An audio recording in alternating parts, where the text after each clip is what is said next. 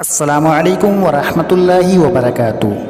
ناظرین و سامعین، آج ہم ایک مرتبہ پھر آپ کی خدمت میں لے کر حاضر ہوئے ہیں ایسے ضرب الامثال اور ایسے محاورات جن کو اگر مقرر یا ناظم اپنی تقریر اور اپنی نظامت میں استعمال کرتا ہے تو اس کی نظامت میں 4 چاند لگ جاتے ہیں۔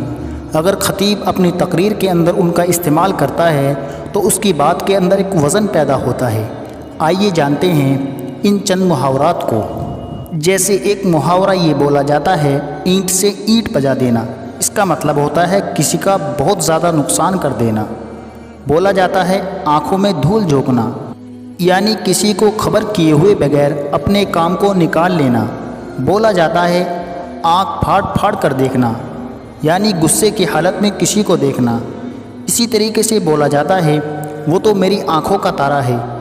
آنکھوں کا تارا مطلب یعنی کوئی بہت زیادہ پیارا ہونا۔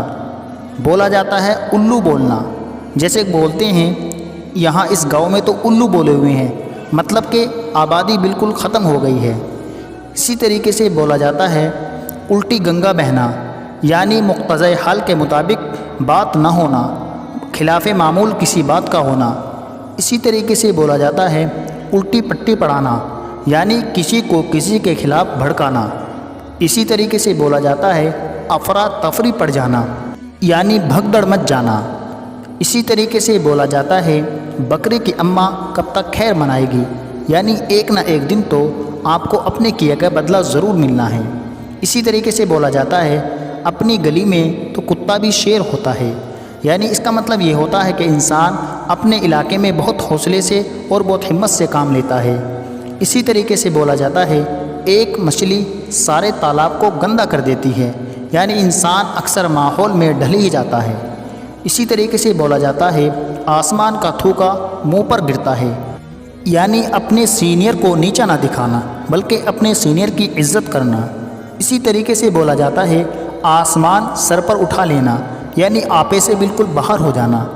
اسی طریقے سے بولا جاتا ہے جیسے اپنا الو سیدھا کرنا، یعنی اپنا کام نکالنا۔ اور بولا جاتا ہے اپنے پاؤں پر آپ کلہاڑی مارنا، یعنی اپنا نقصان اپنے آپ تسلیم کرنا۔ اور بولا جاتا ہے آب و دانہ اڑ جانا، یعنی کسی کا کسی جگہ سے رزق کا اڑ جانا۔ جیسے بولتے ہیں کہ بھائی اس کا تو دہلی سے دانہ پانی اڑ گیا، یعنی دہلی کی جگہ اب اس کی ختم ہو گئی، اب دہلی میں اس کا رزق نہیں ہے۔ بولا جاتا ہے آنچ نہ آنے دینا، یعنی اس کو کسی بھی طرح کی تکلیف نہ دینا۔ اور اسی طریقے سے بولا جاتا ہے آگ ببولا ہونا، یعنی غصے میں ہونا۔ اور استعمال کیا جاتا ہے آستین کا سانپ ہونا، یعنی دوست نما دشمن ہونا۔ اور اسی طریقے سے بولا جاتا ہے کہ وہ تو آٹے میں نمک کی طرح ہے، یعنی بالکل معمولی ہے۔ اور اسی طریقے سے بولا جاتا ہے آپ دیدہ ہونا، یعنی رونا، آنکھوں میں آنسو آنا۔ اور اسی طریقے سے بولا جاتا ہے جیسی روح ویسے فرشتے، یعنی جیسا انسان کرتا ہے ویسا ہی اس کا انجام ہوتا ہے۔ اور اسی طریقے سے بولا جاتا ہے جس کی لاٹھی اس کی بھینس، یعنی اپنی منمانی کے مطابق کوئی کام کرنا۔ اور اسی طریقے سے بولا جاتا ہے جتنے منہ اتنی بات، یعنی اپنی صلاحیت کے مطابق کلام کرنا۔ اور اسی طریقے سے بولا جاتا ہے 5 انگلی برابر نہیں ہوتی، یعنی ہر انسان ایک سا نہیں ہوتا۔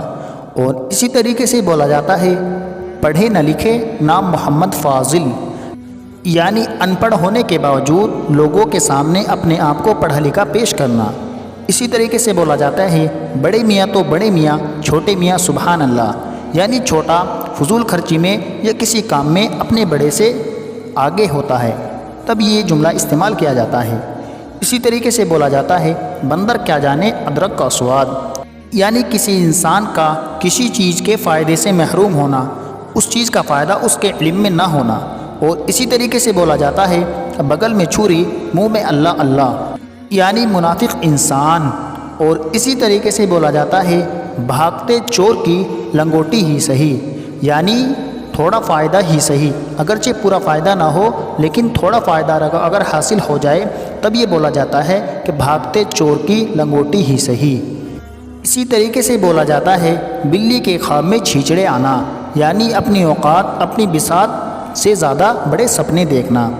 اور اسی طریقے سے بولا جاتا ہے اندھوں میں کانا سردار، یعنی جاہل لوگوں میں کم پڑھے لکھے انسان کا سرداری کرنا۔ اسی طریقے سے بولا جاتا ہے اونچی دکان پھیکا پکوان، یعنی معاشرے میں اپنی جھوٹی شہرت پھیلانا۔ اسی طریقے سے بولا جاتا ہے الٹا چور کوتوال کو ڈانٹے، یعنی اپنی غلطی کو کسی دوسرے پر تھوپنا۔